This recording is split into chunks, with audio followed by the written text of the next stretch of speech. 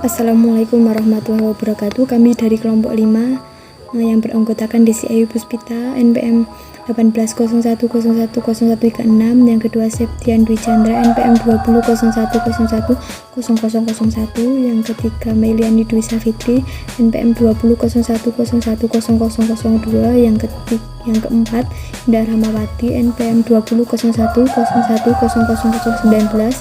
ingin mempresentasikan hasil kerja kelompok kami. Pentingnya strategi terhadap lokasi. Lokasi memiliki dampak yang besar, baik biaya tetap maupun variabel. Lokasi juga memiliki dampak yang sangat besar terhadap risiko dan laba perusahaan. Pilihan lokasi meliputi: yang pertama, memperluas tempat fasilitas yang sudah ada daripada pindah.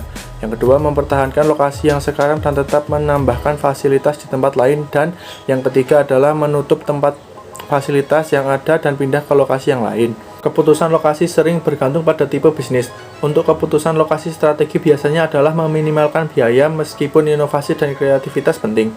Bagi organisasi retail dan jasa profesional, strategi dipusatkan dalam memaksimalkan pendapatan. Strategi lokasi gudang bahkan didorong oleh kombinasi dari biaya bank pengiriman. Tujuan dari strategi lokasi adalah untuk memaksimalkan keuntungan lokasi bagi perusahaan. Lokasi dan biaya. Karena lokasi adalah merupakan pendorong biaya dan pendapatan, lokasi seringkali memiliki kekuasaan untuk membuat atau mematahkan strategi perusahaan. Keputusan lokasi untuk mendukung biaya yang rendah memerlukan pertimbangan tertentu secara hati-hati. Yang selanjutnya adalah faktor yang mempengaruhi keputusan lokasi.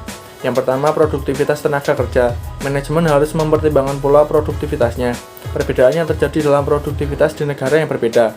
Yang kedua, nilai tukar mata uang dan risiko mata uang. Kadangkala perusahaan dapat mengambil keuntungan atas nilai tukar mata uang, khususnya dengan merelokasi atau mengekspor ke negara lain. Yang ketiga, biaya. Biaya berwujud atau tangible cost adalah biaya-biaya yang mudah diidentifikasi dan diukur secara tepat atau persis. Faktor yang mempengaruhi keputusan lokasi. Yang pertama, risiko politik, nilai, dan budaya. Risiko politik dihubungkan dengan perilaku nasional, negara bagian, dan pemerintah setempat mengenai properti swasta dan intelektual. Penetapan wilayah dan stabilitas pekerjaan akan berkulturasi. Namun, risiko politik, nilai, dan budaya menemukan bahwa perilaku ini dipengaruhi oleh kepemimpinan sendiri. Yang kedua, kedekatan dengan pangsa pasar. Bagi banyak perusahaan, penetapan lokasi dekat dengan konsumennya sangat penting, terutama perusahaan jasa seperti apotek, restoran, kantor pos, atau tukang potong rambut. Hal ini menemukan bahwa kedekatan dengan pasar merupakan faktor lokasi yang sangat penting. Perusahaan manufaktur menemukan hal ini bahwa untuk dekat dengan konsumen ketika produsen transportasi jadi sangat mahal atau sulit, atau mungkin karena mereka dengan satuan besar, berat, atau mudah pecah. Yang ketiga, kedekatan dengan para pemasok.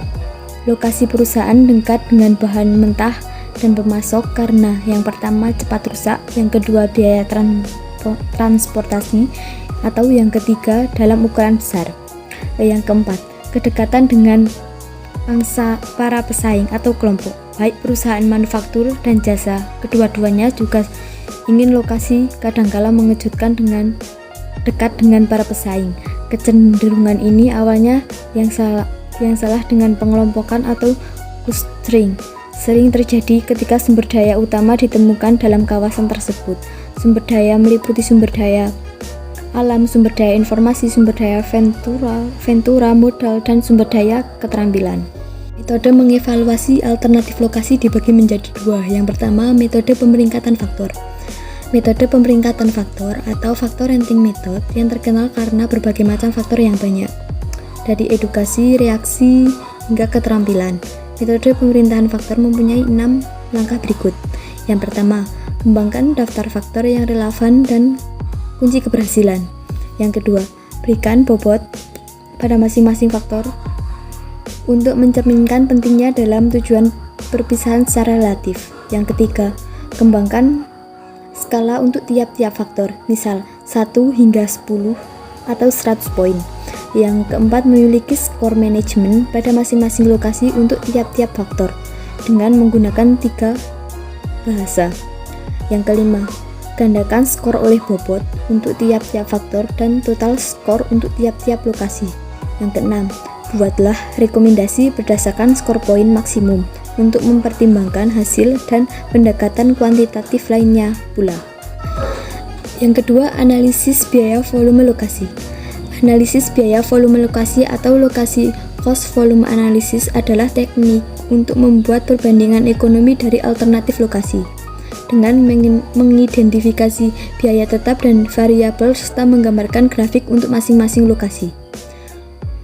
Analisis biaya volume lokasi dapat dilakukan secara matematis atau grafik. Pendekatan memiliki keuntungan untuk menyediakan kisaran volume di masing-masing lokasi mana yang lebih disukai.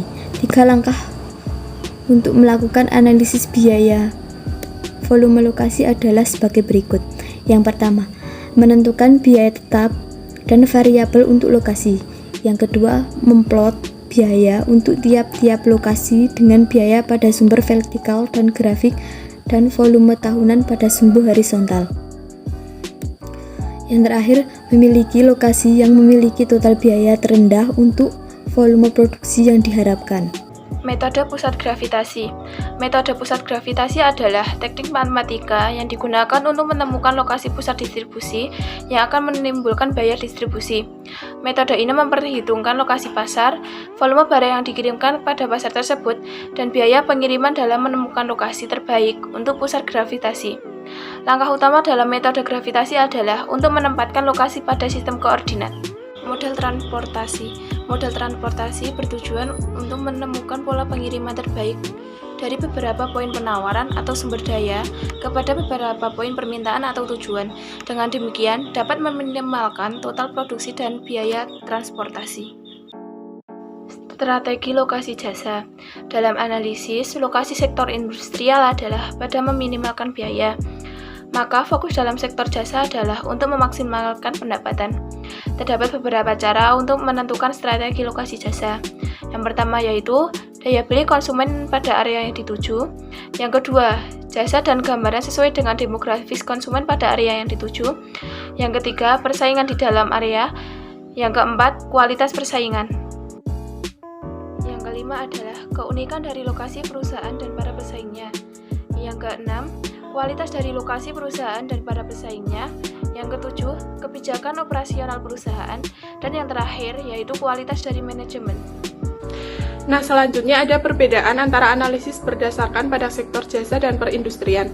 Yang pertama, jasa atau retail atau profesional fokus pada pendapatan yang meliputi 1. Volume atau pendapatan, 2. Kualitas fisik, 3. Faktor penentu biaya. Yang kedua, memproduksi barang fokus pada biaya. Yang pertama, biaya berwujud, yang kedua, biaya tak berwujud, dan biaya masa mendatang. Yang ketiga, teknik model regresi. Nah, model regresi untuk menentukan pentingnya faktor yang bermacam-macam. Yang keempat, teknik metode transportasi, yang meliputi metode transportasi, metode pemeringatan faktor, analisis biaya volume lokasi, dan diagram garis silang. Yang kelima, asumsi jasa atau retail. Nah, lokasi adalah faktor penentu utama pendapatan. Permasalahan kontak konsumen yang tinggi adalah penting. Yang keenam, asumsi barang. Lokasi adalah faktor penentu biaya yang utama. Sebagian besar biaya utama dapat diidentifikasi secara eksplisit untuk tiap situs. Selanjutnya ada sistem informasi geografis, merupakan perangkat yang penting untuk membantu perusahaan mencapai keberhasilan keputusan analitis dengan mengacu pada lokasi. Basis data geografis yang tersedia dalam banyak GIS. Yang pertama ada data sensus dengan blok, daerah, kota, daerah wilayah, distrik kongresional, area metropolitan, negara bagian, dan kode pos. Yang kedua ada peta seluruh jalan, jalan tol, jembatan, dan terowongan. Yang ketiga utilitas, misalnya listrik, air, dan saluran gas. Yang keempat semua sungai, gunung, danau, dan hutan. Dan yang kelima ada seluruh bandar udara utama, kampus, dan rumah sakit. Nah, sekian presentasi dari kelompok kami. Wassalamualaikum warahmatullahi wabarakatuh.